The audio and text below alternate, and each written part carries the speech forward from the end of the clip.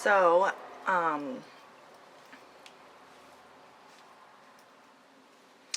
well, I kind of been going through it.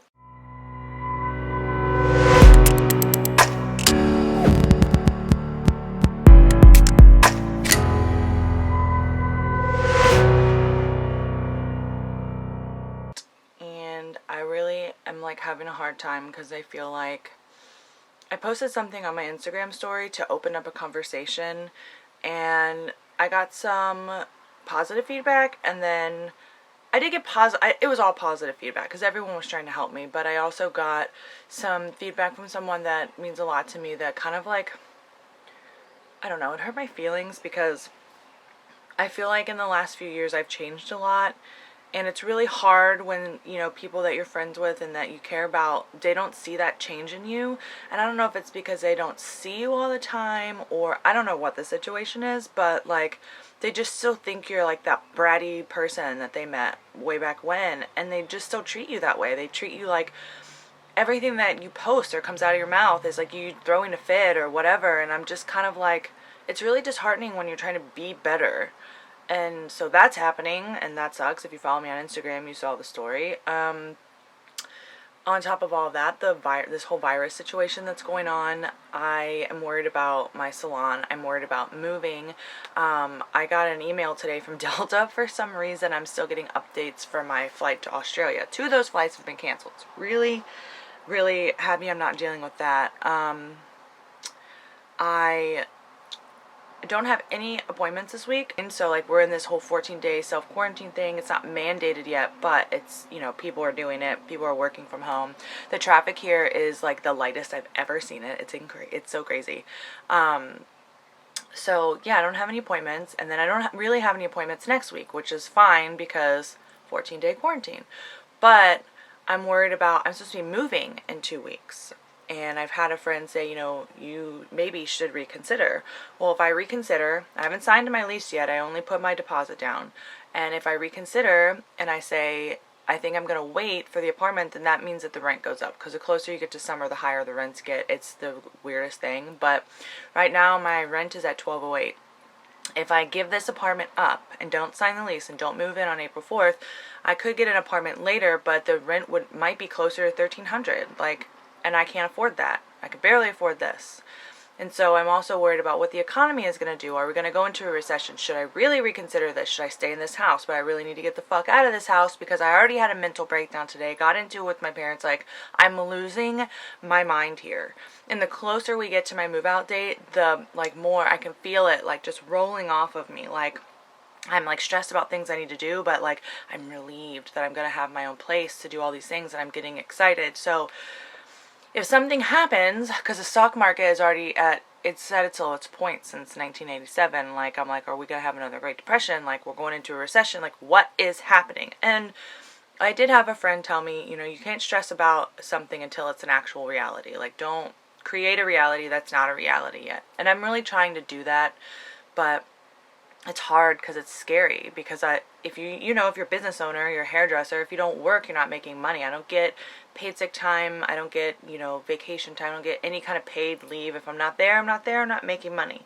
I do have quite a bit of savings, but I was kind of counting on that for other stuff, to kind of balance me out if I needed to pull from it for, if there was a month where I didn't make enough to pay both rents or whatever.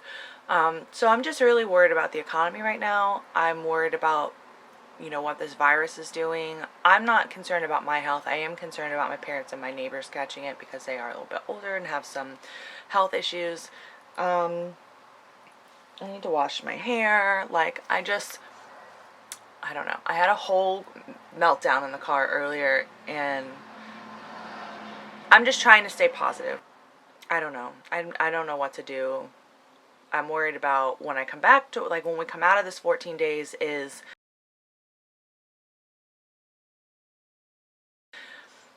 business going to be booming? Is it going to be booked and busy? What's happening? And then I have people telling me, you're not going to be booked because you're posting this stuff on Instagram stories. So I don't know if today is just, a really negative day and I am just, all in the feels or what. But I'm back at that point where I don't feel like showering and I don't feel like getting out of bed. I surprised myself when I went and got coffee today. Like, I don't know. I just don't know what to do. I don't know what's going to come of this, and I was already kind of stressing before, and now I'm like really stressed because I don't know what's going to happen from here. The unknown is like a very scary place to live in. So yeah, that's just a little update for you guys. As you can see, I've been working on, or as you can see, I've been working on painting some furniture, and the garage is stacked with boxes. It's working! So, we've done all the things. Oh, it's really high. So this is not mine. This goes away. Got some furniture. Some more furniture. These are all my boxes that we need to move. We are 2 weeks away, and B bought me a beauty fridge. And that's the other thing I'm worried about, is if I don't move when I'm supposed to, like, all that shit's gonna sit down there and my dad's just gonna bitch. So I don't know, I feel like I have a lot on my plate right now, but I don't have a lot on my plate. It's a very scary place to be in right now, and I'm sure not just for myself, but for everyone else. And I hope that all of you are staying home and taking precautions to, you know, be healthy. And, you know, I think probably by the time I post this whole thing will be over, because I've been really lax on all of that lately. Let me show you.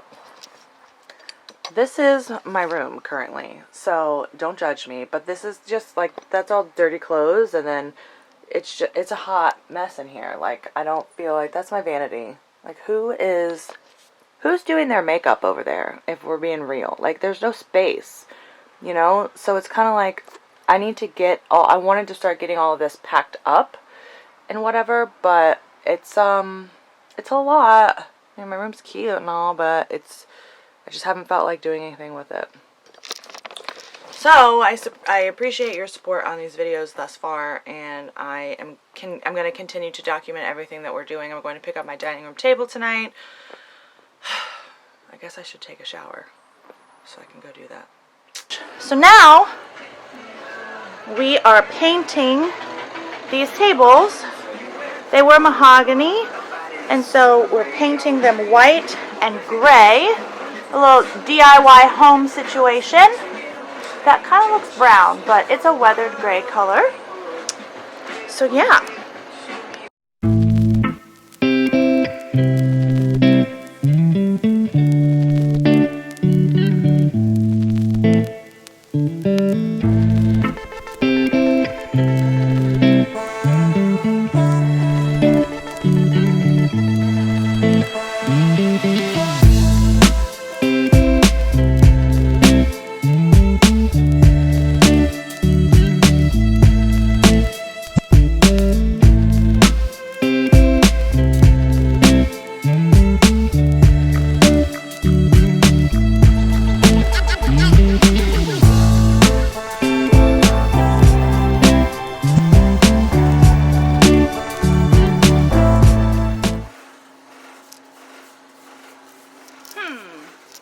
So, now that this is done, we let the top dry for 2 to 3 minutes, and then we wipe it down with a microfiber cloth, and then it should make it look something like this. Kind of distressed. You can't really see.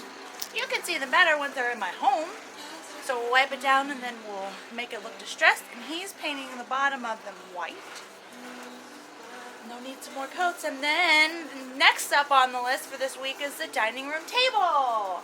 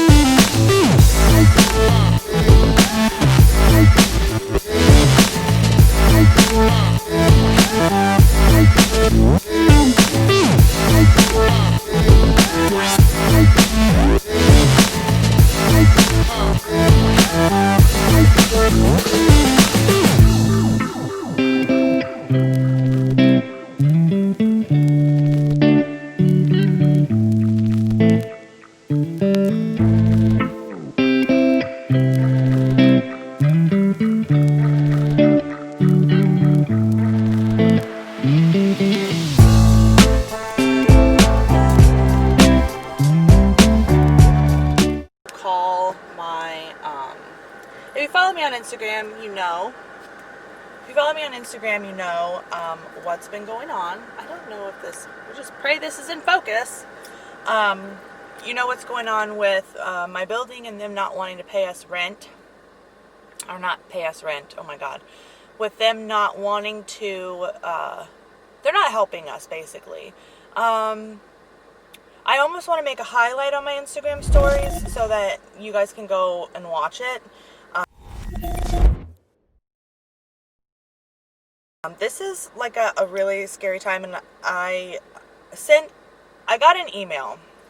Okay, let's start here. I'm going to make a highlight on my Instagram of everything that I've been posting, but I want to read this email here first for you guys. So, just like a little bit of backstory, I'm in a building, I'm in a salon suite, and a lot of these other salon suites are forgiving people's rents. And there's a whole big explanation that goes into, you know, how businesses can do this and still survive. Like, we're a small business. We're not getting no bailout from the government. So this is the email that we got from them yesterday talking about what they're going to do. Also, the AC in my car does not work. It is 80 fucking degrees. So if you hear this on blast, it's because I'm dying. I've parked my car in the shade.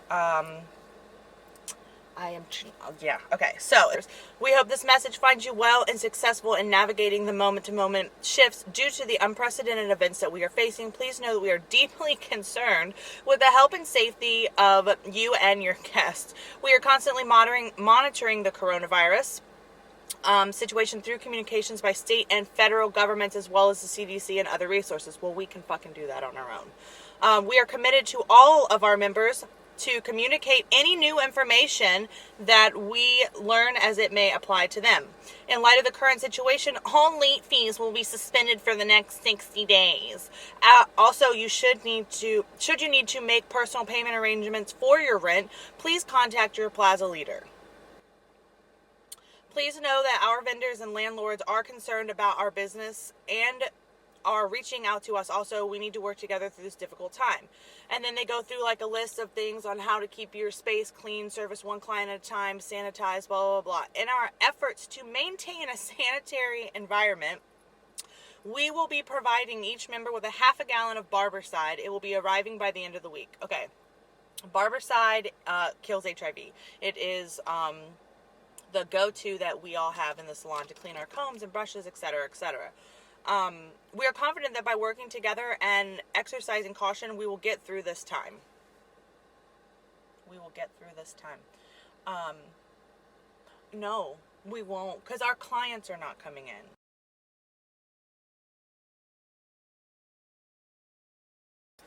So I got 2 phone calls from her and a text message saying that she wanted to talk.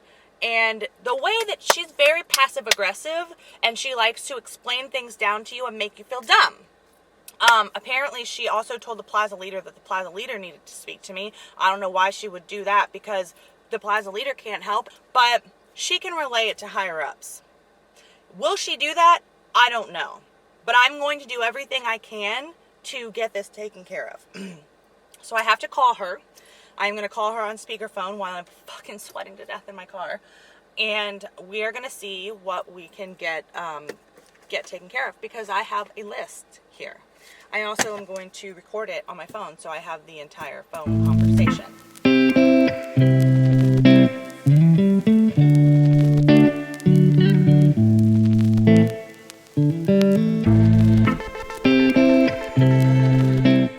I've never been explained to death like that. I have never, ever, like, she just went through this entire list of, let me explain to you, and we're not doing this, and we're not gonna, you know, that's great that they're doing that, but we're not rolling in the money, and look this up, and look that up. No. That is not, nope, no. I don't understand how you're laying off all these people if in 2019 your revenue is this. Listen, I know revenue, that is before you pay people and before the bills come out. I 100% get it. But you are not going to explain me to death. You want to be a good district manager, then you're going to go through my list of concerns in your email, and you're going to say, This is the reason that we're not doing this. All right, next bullet point. This is the reason that we're not doing this. You're going to listen to my concerns about our high-risk stylist. I'm not doing this. Like, and I know I get really worked up. Like, I'm about to cry. I get really worked up really, really quickly. But this, I have had it to here with her over the last 3 years. This is not like a brand new thing. So, and like I told her, you just explain things to death. And that's exactly what she just did to me. She explained how the company laid off all these people, and she explained to me that, you know, we're doing this, and in the event of a shutdown, absolutely, but that's not what I'm asking for. I'm asking for answers on the email that I sent. I'm asking for answers about the high-risk people in the salon, the lady who did not self-quarantine herself. These are what I'm asking for answers for. I'm asking for a plan. I'm asking for cleanliness guidelines. On top of all of the other things of, like, I put in X amount of money into this building and there have been no fucking updates. My lease is up at the very same time that I move into my apartment. Moving salons at the same time would be detrimental to my finances after all of this, obviously, and I would have no place to work for a small window, and I am infuriated. I know that I'm a small business owner that rents from someone else, but it is so disheartening to see people who have less help out their stylists versus a company like this. You know, I used to work for Hair Cuttery when I first got out of hair school, and that manager treated me like shit. They went off on some trip or something. I stayed and worked, and the district manager brought me something for staying and working, and the manager of that building stole it from me after she took all of my stuff and put it on my station and texted me and told me to get the fuck out and come get my stuff on a day she was not working. That's how Ratner Company operates. So, I don't know what's going to happen from here. I will keep you guys updated. So, thank you guys for watching and being a part of this. I hope it gets better. There's my dog.